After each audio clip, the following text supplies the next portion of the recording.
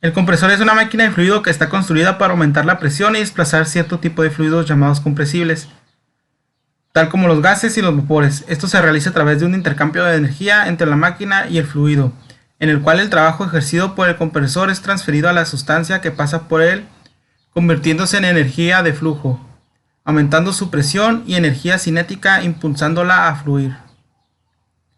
Al igual que las bombas, los compresores también desplazan fluidos, pero a diferencia de las primeras, que son máquinas hidráulicas, estas son máquinas térmicas, ya que su fluido de trabajo es compresible, sufre un cambio apreciable de densidad y generalmente también de temperatura, a diferencia de los ventiladores y los sopladores, los cuales impulsan fluidos compresibles, pero no aumentan su presión, densidad o temperatura de manera considerable.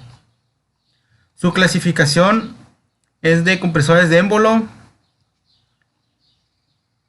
que son los más comunes que se pueden llegar a ver. El funcionamiento de este tipo de compresores siempre es muy parecido al de un motor de un automóvil. Un eje en el que va una manivela acciona la biela que se produce el movimiento alternativo en el pistón. Al bajar el pistón entra el aire por la válvula de aspiración.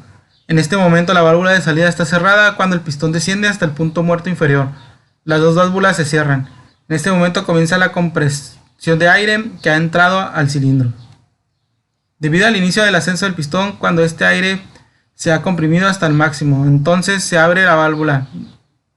El aire comprimido está descargado en el depósito y comienza a bajar hacia el circuito a través de los conductos del mismo. Están los compresores rotativos. Consiguen aumentar la presión del aire mediante el giro de un rotor. El aire se aspira cuando el rotor gira en un determinado sentido y después comprime dentro de la cámara de compresión que se origina en el compresor. El compresor rotativo de paletas, su principal característica es que poseen una serie de paletas radiales sobre el rotor que presiona las paredes de la cámara de compresión cuando giran. Entre cada dos paletas se crea una especie de pequeña cámara de compresión que va comprimiendo el aire. El compresor de tornillos son relativamente nuevos y además caros, y aunque debido a su bajo desgaste a lo largo del plazo son muy ventajosos. Son muy silenciosos y proporcionan caudales de hasta 8 metros sobre minuto, junto con una presión que oscila entre los 7 y los 14 bar.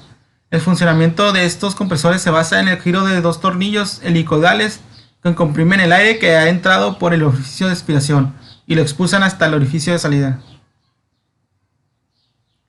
Hay también compresores de diafragma. Esto forma parte del grupo de compresores de émbolo. Una membrana separa el émbolo de la cámara de trabajo. Al aire no entra en contacto con las piezas móviles. Por tanto, en todo caso, el aire comprimido estará exento de aceite. Sigue lo que es el análisis de la primera ley de la termodinámica en compresores reciprocantes y centrífugos. La primera ley de la termodinámica o primer principio de la termodinámica es una aplicación de la ley universal de conservación de la energía a la termodinámica. A su vez identifica el calor como una transferencia de energía. Uno de los enunciados de la primera ley de la termodinámica es el siguiente: el incremento de la energía interna de un sistema termodinámico es igual a la diferencia entre la cantidad de calor transferida a un sistema y el trabajo realizado por el sistema a sus alrededores. La conservación de la energía constituye el primer principio de la termodinámica y afirma que la cantidad total de energía en cualquier sistema aislado permanece invariable con el tiempo, en que dicha energía puede transformarse en otra forma de energía. En resumen, la ley de la conservación de la energía afirma que la energía no puede crearse ni destruirse, solo se puede cambiar de una forma a otra. Hay un ejemplo cuando la energía eléctrica se transforma en energía calorífica en un calentador. Sus aplicaciones en sistemas cerrados es uno que no tiene entrada ni salida de masa. El sistema cerrado tiene interacciones de trabajo y calor con sus alrededores, así como puede realizar el trabajo de frontera. La ecuación general para un sistema cerrado, despreciando energía cinética y potencial, es Q por W, donde Q es la cantidad total de transferencia de calor hacia o desde el sistema, positiva cuando entra al sistema y negativa cuando sale de este. W es el trabajo total, negativa cuando entra al sistema y positivo cuando sale de este. e incluye trabajo eléctrico, mecánico y de frontera. Y U es la energía interna del sistema. Los sistemas abiertos, por otra parte, es aquel que tiene entrada y salida de masa, así como interacciones de trabajo y calor con sus alrededores. También puede realizar trabajo de frontera. Los compresores centrífugos, compresores radiales, a veces llamados son son una subclase, de dinámica de revolución turbomaquinaria de trabajo de absorción. La compresión de la turbomáquina dinámico idealizado logra un aumento de la presión mediante la adición de la energía, ya sea cinética sobre velocidad para un flujo continuo de fluido a través del rotor o impulsor.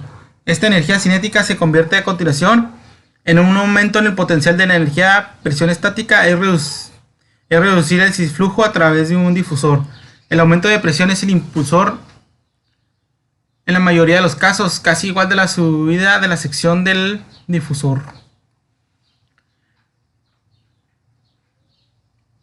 Los sistemas abiertos desarrolla el principio de conservación de la masa. Aplica el principio de conservación de la masa a varios sistemas que incluyen volúmenes de control de flujo, estable e inestable. Aplicar la primera ley de la termodinámica como enunciado del principio de conservación de la energía para volúmenes de control. Eficiencia isentrópica de un compresor.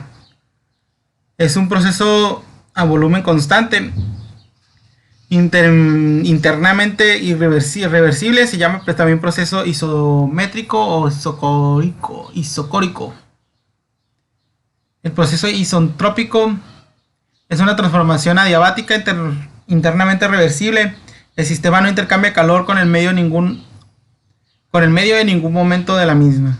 En consecuencia, para que una transformación sea adiabática deberá cumplirse lo siguiente.